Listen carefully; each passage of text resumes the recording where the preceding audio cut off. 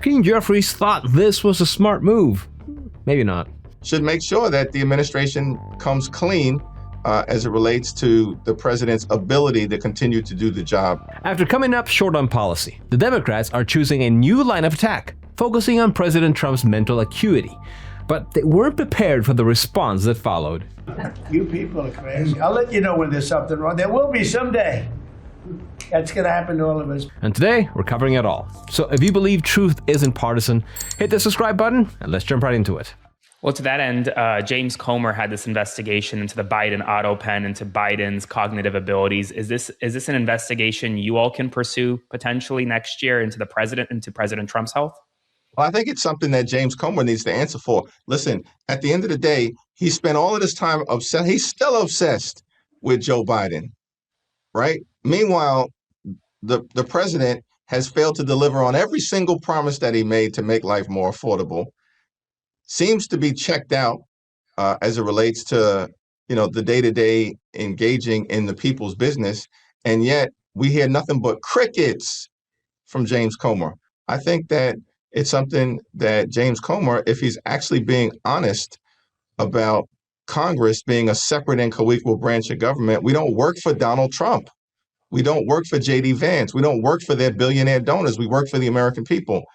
And Congress, in its role as a separate and co-equal branch of government, should make sure that the administration comes clean as it relates to the president's ability to continue to do the job at the level that the American people deserve. Now, first of all, no one is, quote, obsessed with Biden. What people are actually concerned about is the fact that the unelected senior aides appeared to be running the country for much of 2023 and 2024. Now, mind you, they also use the auto pen to push for executive action, and in some cases, it's not clear who gave the final approval. Not to mention, this is coming from the same Hakeem Jeffries who, after Joe's decline became impossible to hide following the debate, released a statement that read, quote, "America is a better place today because President Biden has led us with intellect, grace, and dignity." Even as recently as May, when pressed on CNN, he brushed it off with lines like, "We're not looking back, we're going to keep looking forward." And he's not alone. Nancy Pelosi has been pushing the same narrative as well. So let's take a look at what she had to say. The president gave his year-end speech, primetime speech, basically saying everything is going great in the country, and if anything's going wrong, it's Joe Biden's fault. Did you watch the speech? No. I've had enough of him. I didn't even think about his speech, but I did see some of it in the news afterward, and I think it was a demonstration of his mental incapacity. What do you mean by that? Well, that was a ridiculous speech. Something's wrong there. And something's wrong with the people around him that they don't stop him from his ridiculousness. So if the Democrats win the House back... Yeah. No. When? Oh. When the Democrats win the House back, then we will. So how does the next Democratic Speaker of the House deal with Donald Trump? What would be your advice? You've been there, you've done it. Just do your own thing. Just be yourself. Hakeem Jeffries is ready. Basically, Nancy's argument boils down to, trust me, bro. No evidence, no specifics, just vague claims thrown out confidently. It feels like a mirror image of how Republicans used to hammer Biden over his endless gaffes and on-camera freeze moments. The difference is simple. Those moments actually happened. With Trump, there's nothing comparable on the record. Now, to be fair, the president did an interview with the Wall Street Journal around the end of last year, where he clarified he, quote, got a CT scan when he visited Walter Reed Memorial Medical Center, adding, he's taking large doses of aspirin each day for cardiac prevention, and that he, quote, applies makeup to cover up the discoloring. Now, compare that to Biden. The public only learned about his prostate cancer after he left office, despite experts saying he likely had it while he was still president. That gap matters. Even left-leaning YouTubers are putting out videos speculating about Trump's health, and most of it doesn't hold up under basic scrutiny. And the coverage of Trump's health is piling up, and he is reportedly furious. The New York Times has talked about it. The Washington Post, CNN, AFP ran a piece called Sleepy Dawn.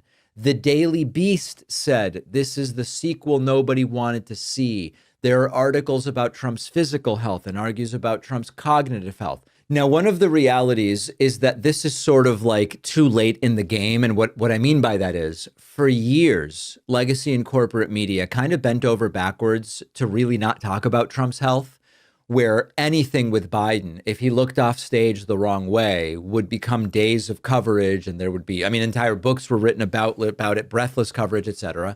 And for the most part, legacy and corporate media has not dealt with that issue with Donald Trump. And finally now, finally, it is starting. And sources inside the White House say that Trump is furious about this. Someone should ask Pacman if these same sources have been wrong over and over again. Just look at his channel. He's pumped up endless videos on this exact topic, and they rack up hundreds of thousands of views every time, while most of his other content barely comes close. So we're left with two options. Either he's milking the topic because it's profitable, or he's tied it into the same dark money ecosystem Wired reported on, pushing Democrat talking points on cue. Now that we've walked through all these baseless claims from the left, it's time to inject some common sense back into the conversation and hear directly from the president himself. Roll it. But you always find something new, like, is he in good health? Biden was great, but is Trump in good health? I sit here, I do 4 news conferences a day. I ask questions from very intelligent lunatics, you people. I give the right answers. There's never a scandal. There's never a problem. I give you answers that solve your little problems. You go back and you can't find anything, but you do stories about Biden was in wonderful health. The guy didn't do a news conference for 8 months. If I go one day, I had one day where I didn't do a news conference, there's something wrong with the president. You people are crazy. I'll let you know when there's something wrong. There will be someday. That's going to happen to all of us. But right now, I think I'm sharper than I was 25 years ago, but who the hell knows? By the way, I took my physical. I got all A's, everything. But they said to me, would you like to take a cognitive test? I said, is it hard? They said, yes. I said, well, I'm a very smart person. The fact that he answered off script and spoke like a normal person completely undercuts everything Jeffries, Pelosi, and Pacman were pushing. Sure, the president isn't getting younger. No one is pretending otherwise. But this is also someone who never smoked, never drank, and spent decades operating under intense pressure because his major business ventures. Right now, these claims remain nothing more than Democrat talking points dressed up as concern.